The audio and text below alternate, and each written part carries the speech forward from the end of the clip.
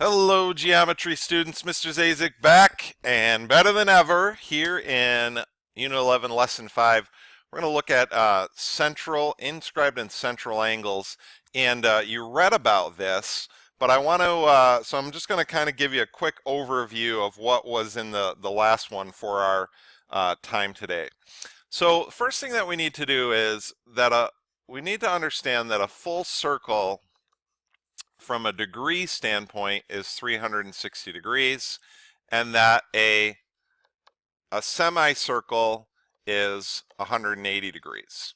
All right, so if we have a diameter that divides it in half, we know that's going to add up to 180. The other thing is we're really concerned with the central angle in comparison to what's called an inscribed angle. So in a central angle, the key is the vertex of the angle is at the center.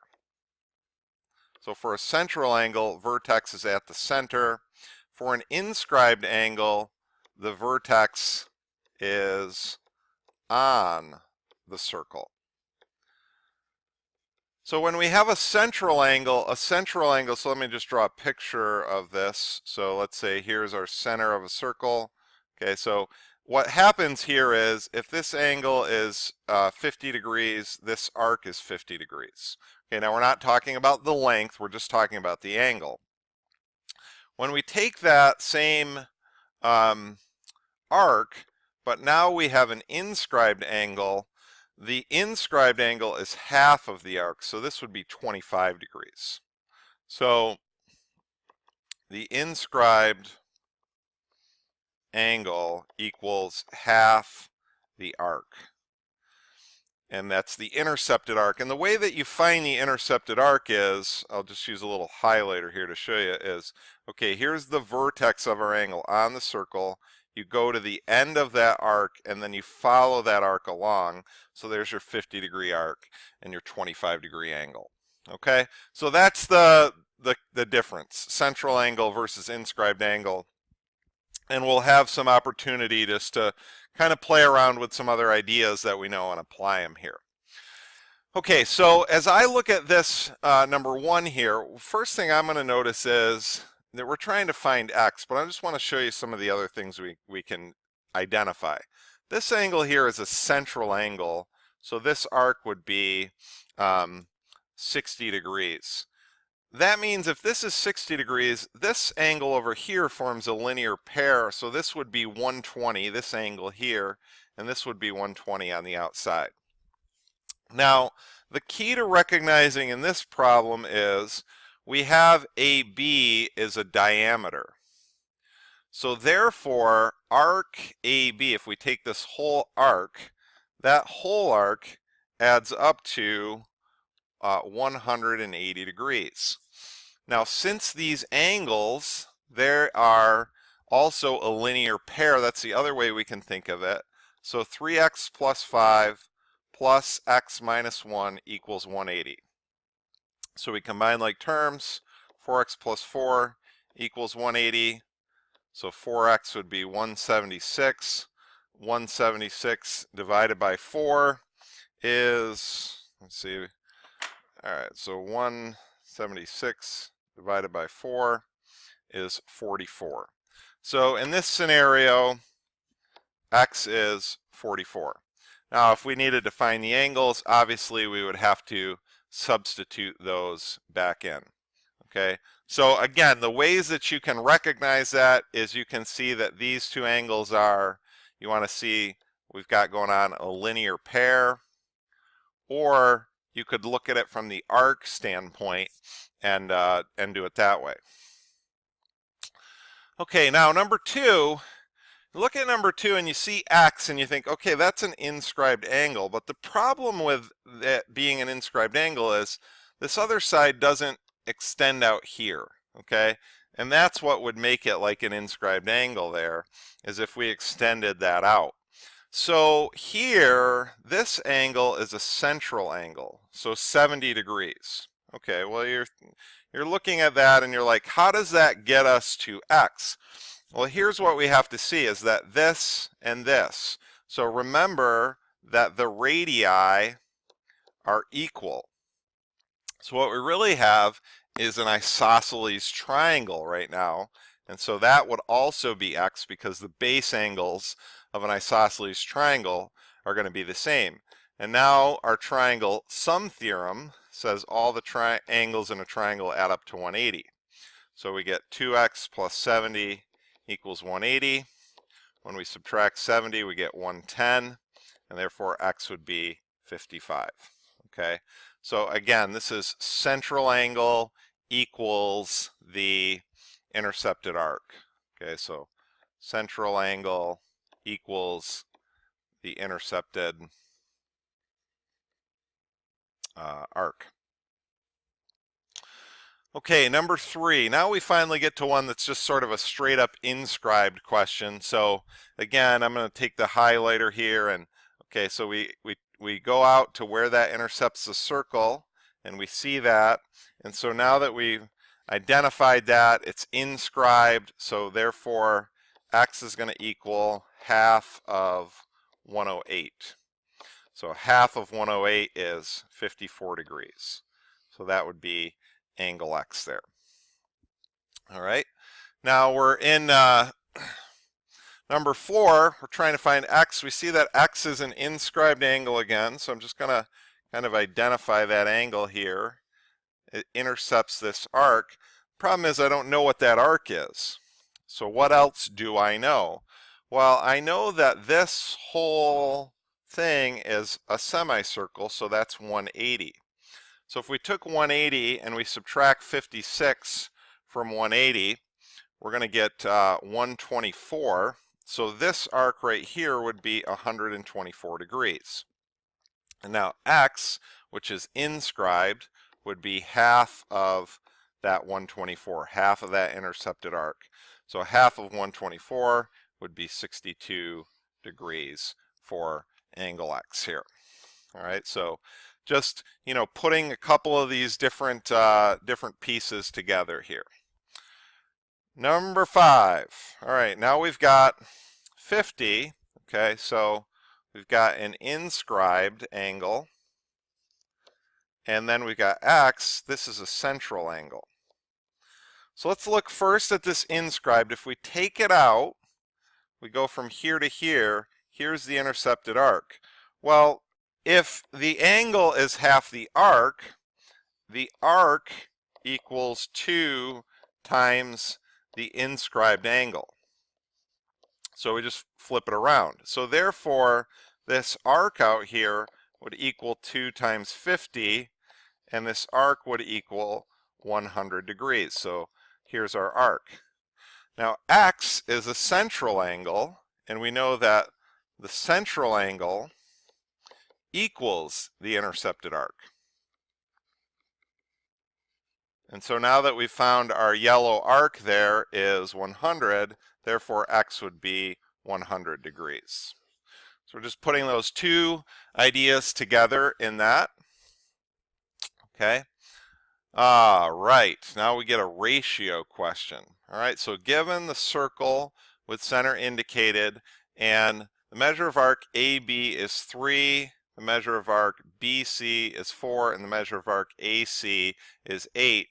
So what we're going to do here is we're going to, when a ratio, usually we add an x. Since we already have the x variable here, I'm just going to put I'll put a y in. So this is 3y, 4y, 8y. Well, what do we know about in a circle? We know that the measure of arc AB plus the measure of arc BC plus the measure of arc AC, we know all the way around a circle equals 360. So we're just using what we know. So if we do 3y plus 4y plus 8y equals 360, we can solve this and find out what the arcs are going to be. So 3 and 4 is 7. So this is 15y equals 360. So when we divide by that, I feel like I should know that or something, but I don't. So we'll do 360 divided by 15 is 24. All right, so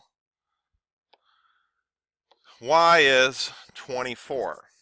Okay, now if we look at our particular arc here, the angle that we're being asked, we see that x is this inscribed angle, and x is going to intercept arc BC.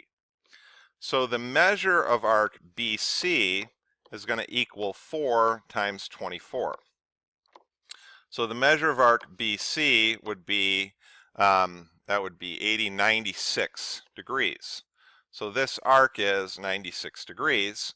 And so x, which is the inscribed angle, is going to be half of 96. So half of 96 is going to be 48 degrees. So there's how we find x. Okay. Now just a quick note, since B is an inscribed angle, and if you look out at B here, angle B, it intercepts a semi, oh no, that's not a semicircle. Forgive me. All right, ignore that. We'll talk about that in this next question. Given diameter AB, so diameter means it goes through the center. So what do we know? Well, we know that this arc is going to be 180. So x, our inscribed angle here, I'm getting ahead of myself, half of 180. So x is 1/2 of 180, and x is going to be 90 degrees. All right, so there's a reason though, sometimes if we have some proof questions, I just want you to keep in mind, if an inscribed angle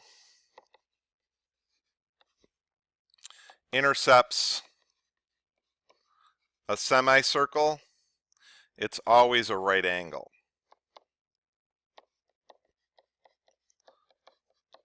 It is always a right angle. And, you know, that just goes in line with what we're looking at here is this intercepted arc is 180, half of 180 is 90. Okay, now we've got number 8. We've got a few more that have a little bit of complexity to them.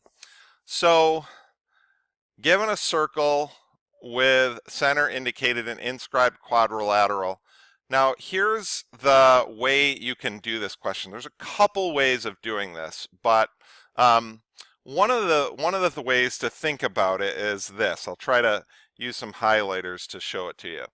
If I think about angle A intercepts this whole large arc right here. And then I look at that opposite angle, angle Y, and angle Y intercepts this large arc here. Well, what do I know about that yellow and that green arc? The yellow and the green arc add up to 360. Well, what are inscribed angles? Inscribed angles are half of the intercepted arcs. So the yellow arc and the blue arc, I think I just said green, but the yellow and the blue add up to 360. Half of 360 is 180. So therefore, y plus 86 is going to equal 180. So if we subtract 86 from that, we'd get that y is 94. And that same relationship is going to hold true for x and 105. So x plus 105 equals 180. So therefore, x is 75. So when you have those two, when you have those two angles and those intercepted arcs, then that's how that works. So we can find those two there. They're supplementary. When it's the inscribed quadrilateral, the opposite angles are supplementary. Okay, we've got one more here. This one looks a little tricky. I look at it first and I think, oh, how am I going to figure this out? Because x, what we're looking for is inscribed, and an inscribed angle is, as we've been saying, half the intercepted arc. So the question is, how could I find the intercepted arc? And here's the thing that we need to see, is that these two radiuses are the same. So therefore, this angle's 50, this angle would also be 50. Okay, and if they all have to add up to 180, this would be 80. Now you've got a central angle of 80 degrees. That means this arc would also be 80 degrees, and therefore x would be 1/2 of 80, x would be 40. All right, so we have to, a lot of times in these questions, what we're having to do is use some of the other things that we know. Like we know the radiuses are equal, so we have to see that those radiuses are equal. You may not see that initially at first, so we just have to keep asking ourselves, what do we know? And so here it's, the base angles of the isosceles triangle are equal. All of them in a triangle add up to 180. A central angle and the intercepted arc is 80, and then 1/2 of 80 is 40. So again, especially as we first get started with this, you may look at it and you may not initially see what's going on. So just keep asking yourself the question, what do I know? Okay, we've got one more, and here we are again. We've got this angle is 37. If we were to double that angle, we would have 74. That would be this intercepted arc out here. Okay, that's one approach of doing this. And now 74, we can know also that this whole arc right here, this is a semicircle. So what does that whole arc have to add up to? It has to add up to 180.